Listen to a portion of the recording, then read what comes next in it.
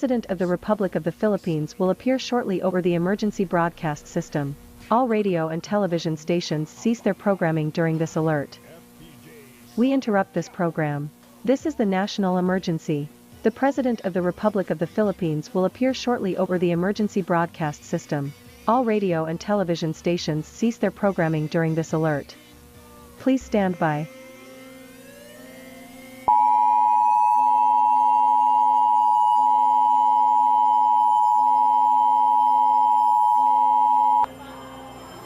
Mga kababayan, nagdeklara ako ng state of emergency dahil sa maliwanag at kasalukuyang banta sa Republika na atin napag-alaman at napigil. May ilang sumubok lumihis sa Armed Forces Chain of Command, lumabag sa gobyernong sibil at magtatag ng rehimen sa labas ng saligang batas.